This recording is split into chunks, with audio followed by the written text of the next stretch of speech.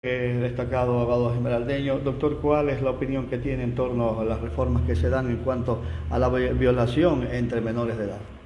Sí, efectivamente considero que es un adelanto la interpretación constitucional que hizo la Corte Constitucional al artículo 175, numeral 5 del Código Orgánico Integral Penal, que establecía lo siguiente, que en asuntos de delitos sexuales, si la menor o la víctima es menor a 18 años, no importa el consentimiento que ésta haya dado, es decir, consideraba en ese entonces que era irrelevante el legislador, pero sin embargo la Corte Constitucional, máximo tribunal de interpretación de justicia constitucional en el país, dijo que no, que esa situación, eso de irrelevante, quedaba a un lado y efectivamente vendría a ser como una especie de despenalización las relaciones sexuales que tenga personas, las parejas, sobre todo la víctima, en este caso mujer, que sea superior a 14 años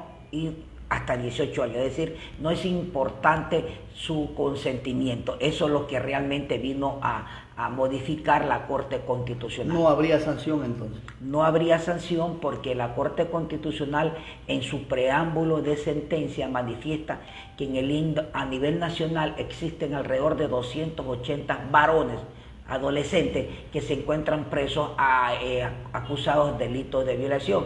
Entonces la Corte Constitucional menciona y dice que los derechos son progresivos y teniendo esa norma constitucional vendría a ser una especie de freno a las relaciones afectivas que puedan tener una joven pareja y sobre todo a los derechos sexuales y reproductivos de los Estos jóvenes ya sancionados, ¿cómo quedaría la situación de ellos? Ya. Existe, de acuerdo al artículo 5 del Código Orgánico Integral Penal, el principio de favorabilidad. Es decir, la norma, y bien su pregunta, normalmente rige para el futuro de acuerdo a la disposición del artículo 7 del Código Civil, pero en estos casos concretos, por ser derechos progresivos y derechos penales, ¿no es cierto? Ahí sí, ejemplo, si ya antes existiese alrededor de cualquier persona, se habla en la sentencia de la Corte, 280 personas sancionadas por delito de violación, obviamente esa pena quedaría extinguida por esta disposición constitucional, porque insisto, el principio de favorabilidad indica de que no importa que ya la persona haya sido sentenciada o juzgada con normativa anterior, si la norma posterior es favorable, obviamente ellos pueden beneficiarse de esa situación. En el caso de un joven de 16 años, vamos a imaginarlo, o una adolescente de unos 8 años, de una niña prácticamente, ¿cómo queda la ley? No, eso sí sigue existiendo porque la interpretación constitucional dice excepto a las menores de 14 años. Es decir, esta disposición que interpretó la Corte Constitucional va para las menores o los menores de 14 hasta 18 años. Pero si la menor o la víctima tiene de 14 para abajo, sigue considerándose el caso de violación. Ahí sí hay sanción. Indiscutiblemente, si es un adolescente, sería juzgado como menor infractor, ¿no es cierto? Y si es un adulto, obviamente se le impondría la máxima pena, como es el caso para el delito de violación. No hay derecho a malinterpretar esto si hay la relación sexual entre una menor y un mayor. No, o sea, aquí hay que ser claro el asunto, ¿sí? Porque existen otras figuras jurídicas dentro del Código Orgánico Integral Penal, como el abuso sexual, como el estupro, ¿no es cierto? Que es el acceso carnal de una persona menor de edad, sobre todo mujer, superior a 14 años y menor a 18. Es decir, así ella haya dado su consentimiento con una persona adulta, ya estaríamos en la figura penal del estupro, que ya no es violación, pero de todas maneras está encuadrado del marco jurídico de los delitos sexuales. Normalmente esto ocurre de un hombre a una mujer menor de edad, pero puede darse el caso de un hombre menor de edad hacia una mujer que sea mayor. Ya, ese es el problema. O sea, que lastimosamente, ¿no es cierto?, nuestra legislación, como usted muy bien lo menciona en su ejemplo, se da al revés, de mujer víctima, ¿no es cierto?, sin importar el hombre, sí.